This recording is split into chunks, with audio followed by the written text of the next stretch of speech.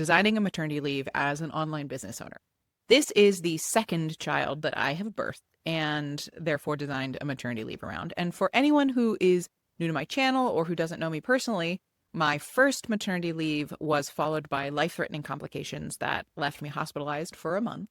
So my maternity leave looked much different than I thought it would. I had given myself approximately 6 months of recovery and ended up needing about 12 to 18 months to fully re-enter my business and come back. And by the end of that 18 months, when I had fully physically and emotionally recovered, was when I started this podcast and relaunched my business officially and got pregnant again. Oh, and also I fully redesigned my house, which I've been really interested in sharing some of my journey as an amateur, budget-friendly, high-end DIY interior design hobbyist. So if you're interested in seeing any of that, please let me know in the comments on my YouTube video of this episode so that I can put that together, because I love watching that kind of content on YouTube. So I'd be interested to know if any of you also want to see it. But anyway, back to maternity leave. My first pregnancy, when I was becoming a parent for the first time, I truly went in not knowing what I would need. So I tried to communicate that to my clients and to my team members as best I could, saying, I'm aiming for about 6 months, but I'm not sure that that's going to be too much or not enough. So just keep an eye out for communications from me, and I will do my best to kind of anticipate what direction we're going. Now, obviously, after spending a month hospitalized and near death, I communicated fairly quickly, hey guys, I am not going to be back within 6 months. This is going to take me much longer to come back. I'm not sure when, but I'll let you know as soon as I do feel ready. Thank goodness my team and my clients were very flexible at the time, but obviously that's not an ideal circumstance for a business owner to just kind of leave their business on permanent hold until they come back. There are a few lessons I've learned now in this second pregnancy, which thank goodness my pregnancy, my birth, and my postpartum period have gone complication-free. All worked out well, and I am safe and healthy and happy on the other side.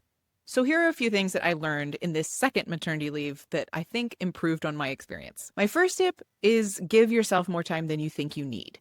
So the first time, I thought I could get away with 6 months or so as a starting point, and obviously it took much longer than that to come back. This time I gave myself about 5 months because my baby was due in August and I thought I could be back and running by the start of the new year. Turns out 6 months is really more of a minimum for me than I thought. So here I am at the beginning of February, really getting back into the swing of things. I started with my clients, just sending out emails and getting my business back up and running. And now in February, here I am returning to all my channels and my content creation work, refreshed and ready to go. I will make a note that in the American culture, as well as being an entrepreneur, we are encouraged to be productive and to bounce back as quickly as humanly possible. But as a coach, a CEO, and a woman who has given birth, recovering from even the most ideal births is still a huge endeavor. Even in the best case scenarios, like I've experienced this second birth, the sleep deprivation, the bleeding, the brain fog, the symptom management, the breastfeeding journey, the hormonal roller coaster, the adjustments in your marriage, the transitions and often regressions with other children, and just the massive identity shift that comes with, well, becoming a parent to a new human being. That process is not something to be rushed and handled. It's a process to be treated exactly as it is, a healing path.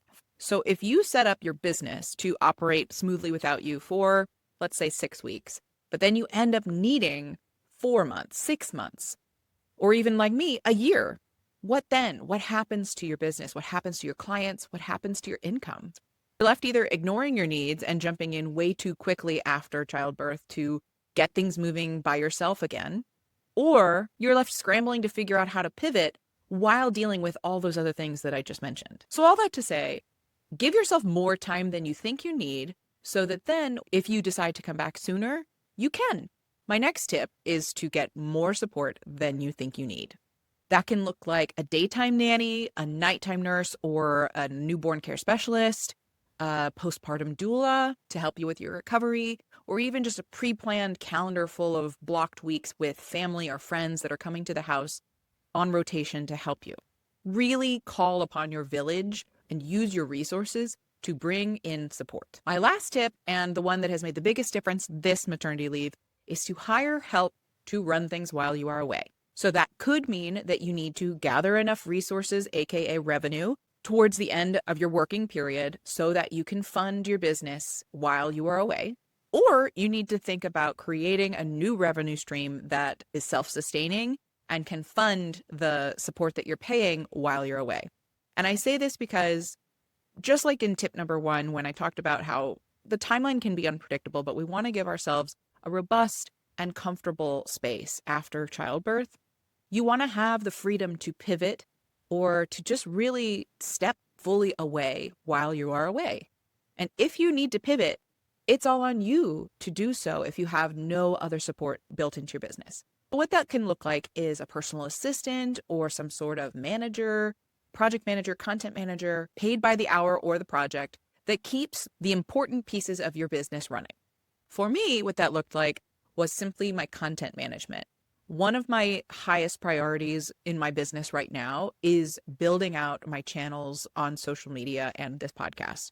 And my goal was really true and honest consistency. So what I needed was somebody to keep that content machine running while I was away so that the algorithm didn't punish me and totally dock all the progress that I made over the course of 2025 when I stepped away for my maternity leave. For me, what that looked like was batching 175 individual episodes so that my content manager could take that and repurpose them while I'm away. Because my content is not yet generating income, that meant for me being really conscious about my budget and savings in my business to continue funding that content manager to just fully handle things while I was away. So I'm curious to hear from you if any of these 3 things also really worked well for you, or if there are any other essential tips that you would add to planning a maternity leave while being a business owner. Please leave a comment so that you can help other mothers out. Stay tuned for this new era of the Contentment Creator Podcast. And as always, hit that subscribe button so you never miss a day and join me in my mission to help a world full of content creators become a world of contentment creators. Bye, y'all.